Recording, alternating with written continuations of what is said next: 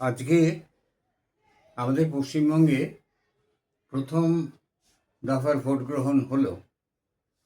আর এখন পর্যন্ত যতটা খবর শুনছি তাতে খুব কোথাও খুব যে সাংঘাতিক কিছু গণ্ডগোল হয়েছে এরকম কিছু হয়নি কোথাও। কিছু কিছু বিচ্ছিন্নভাবে গণ্ডগোল তো হয়েইছে, হবেও, এটা তো স্বাভাবিক, এতগুলো ভোট কেন্দ্র। তবু প্রায় খবর যেটুকু পেলাম তাতে 95% কেন্দ্রে কোনো অসুবিধা হয়নি। এত বিশাল ব্যাপার, এত 294টা সিট, প্রচুর কনস্টিটিউয়েন্সি বুথ, সেখানে 95% নিরাপদে হওয়া, এটা কিন্তু চারটিখানি কথা নয়। কিন্তু আমার একটা কথা এখানে বলার আছে, যে ভোট সম্বন্ধে অনেকেই দেখেছি খুব নিরাসক্ত। জিজ্ঞেস করলে বলে, দূর কি হবে গিয়ে, যা হবার তা তো হবে, আমরা তো জানি বাবা, যেটা হবার সেটাই হবে, কি দরকার ওই ঝামেলার মধ্যে গিয়ে। তার থেকে ছুটি পেয়েছি, দিনটা বাড়ি থেকে একটু ভালো করে বাজার টাজার করবো, এই একটা মানসিকতার লোক কিন্তু প্রচুর পরিমাণে আছে। এটি যে কতখানি ভুল মানসিকতা সে বিষয়টা আমরা ভেবে দেখি না।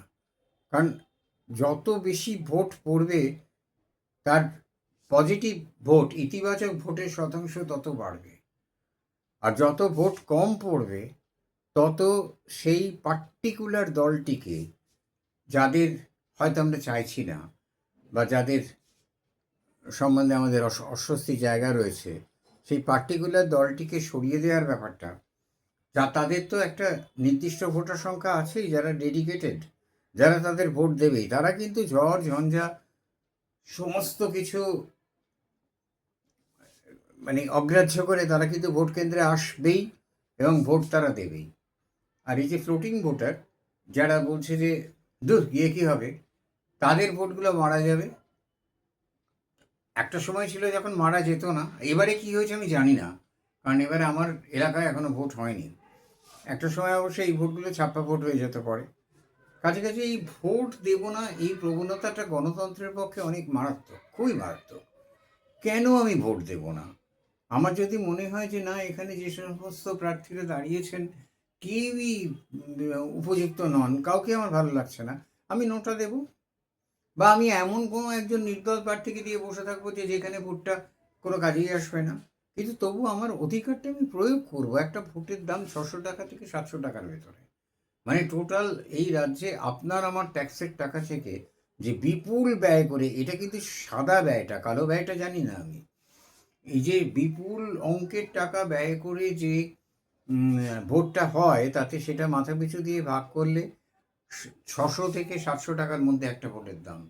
তাহলে আমি কেন ভোট দেব না? আমার মতামতটা তো আমি নিশ্চয়ই জানাবো। আর এই মতামতটা ঠিকমতো জানানো হয় না বলে আমাদের অনেক সময় নিজেদের ইচ্ছের বাইরের দলকে বা নিজেদের ইচ্ছের বাইরের ব্যক্তিকে মেনে নিতে হয়। কারণ সেখানে আমার অভিযোগ করার কিছু নেই, কারণ আমি তো ভোট দিইনি। গণতন্ত্রের পবিত্রতম অধিকার ভোটদান, সেটাকে আমি ইগনোর করেছি। আমি জানি আমাদের দেশে গণতন্ত্রে অনেক অসুবিধে আছে, কিন্তু তৎসত্ত্বেও আমি যদি আমার ভোটটা দিই, তাহলে সেখানে কিছুটা তো কাজ হবে, কিছুটা প্রভাব নিশ্চয়ই পড়বে সেটা। কেন ভোট দেব না? এই প্রবণতাটা এসেছে এক ধরনের হতাশা থেকে। কারণ আমরা চিরকালই দেখে আসছি যে যারাই প্রথমে প্রতিশ্রুতি, এখন কান পাতা যাচ্ছে না প্রতিশ্রুতির চোটে, মাইকে তার স্বরে চেঁচাচ্ছে এবং রাজা করে দেবে, তারপর আমরা জানি ভোট চলে গেলে কিচ্ছু কেউ করবে না। এই যে হতাশা, এই হতাশা থেকে মনে হয়েছে যা হোক, যা হচ্ছে হোক, আমরা ভোট দেব না। ঠিক আছে, আমরা ভোট দেব না, সেটাও যদি এককাট্টা হয়ে করা যায়, যে আমার কনস্টিটিউয়েন্সির কেউ একজনও ভোট দিতে যাবে না, সমস্ত সারাদিন বসে থেকে সন্ধ্যাবেলা অফিসার খালি বাক্স নিয়ে ঘরে চলে যাবে, অফিসে চলে যাবে, তাহলে একদিনে সোজা হয়ে যাবে সবাই যারা ভোট চাইছে। কিন্তু সেটা তো হবে না, একটা অংশ তো ডেডিকেটেড আছেই, তারা দেবেই ভোট। তারা তাদের ওই দল, যাদের ওই দল থেকে উপকৃত হয়েছে নানাভাবে, এই অমুক সেই তমুক এগুলো প্রাপ্তি হয়েছে তাদের, তারা যাবেই দিতে। আর যারা গেল না, তারা অন্যায় করলো জাতির প্রতি, তারা জাতির প্রতি অন্যায় করলো। কারণ তাদের উচিত ছিল যাওয়া, গিয়ে তাদের ভোটটা দেয়া। এতে অন্তত জেতা হারার শতাংশটা বাড়বে, কমবে। আজকে যতদূর জানি আমি ৭৭% ভোট পোল হয়েছে, সেটাও খুব একটা কম না, মানে যথেষ্ট। সেটাও কোনো কোনো জায়গায় নাকি আরও বেশি হয়েছে। আমি এখনও সব ব্যাপারটা এখনও জানতে পারিনি, নিশ্চয়ই জানতে পারবো। আমার কৌতূহল আছে, আমার উৎসাহ আছে ভোট সম্বন্ধে।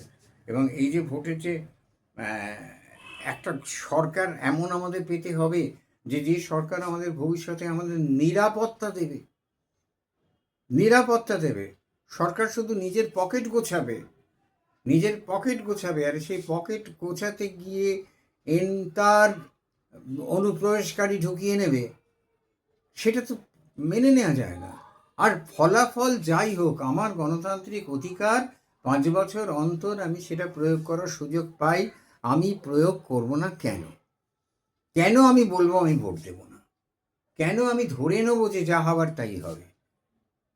প্রত্যেকে যদি ভোট দেয় ঠিক মতো, তাহলে যা হবার তাই হয় না, রেজাল্ট উল্টে যায়, পরিবর্তন হয়ে যায়। আমরা দেখেছি এই পরিবর্তন। যেবার যত বেশি পোল হবে তত বেশি রেজাল্ট পজিটিভ হওয়ার সম্ভাবনা, আর যত কম পোল হবে তত বেশি ওই যারা ডেডিকেটেড ভোটার তারা গিয়ে ভোট দেবে, আর ফলে যা অবাঞ্ছিত দল সিংহাসনে বসবে। এটা তো কোনো মেনে নেবার কোনো কারণই নেই। এই রোদের মধ্যে, এপ্রিল মাসের এই রোদের মধ্যে গিয়ে দাঁড়িয়ে দাঁড়িয়ে কী দরকার? না, দরকার আছে, ভোট দিতে হবে। আমাদের শিক্ষিত সমাজে যদি এই চেতনাটুকুও না থাকে যে ভোট আমাকে দিতে হবে, আমার ভোট আমি দেব, এই চেতনাটুকুও যদি আমার না থাকে, তাহলে গণতন্ত্র কোনো দিন সফল হবে না।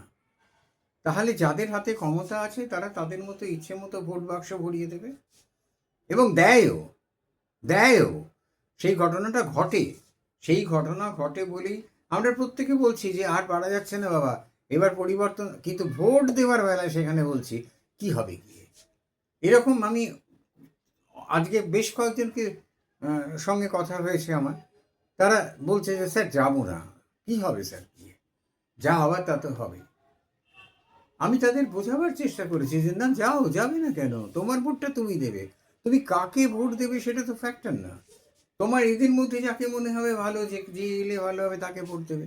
যদি কেউ এলেই ভালো না হয় তাহলে নোটায় ভোট দেবে, কিন্তু ভোটটা তোমাকে দিতে হবে। এটা গণতন্ত্রের পবিত্র অধিকার। গণতন্ত্র এক ছেলে খেলা নয়।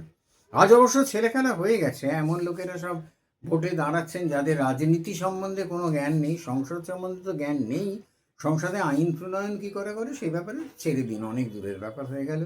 যারা ম্যানশিপের সেই ক্ষেত্র থেকে আসেন, যে কোনো ক্ষেত্র থেকে আসতে পারেন, কিন্তু তার রাজনীতির সম্বন্ধে জ্ঞান তো থাকবে। যাই হোক, একটা দফার ভোট হয়ে গেল, পরবর্তী দফার ভোট 29 তারিখে।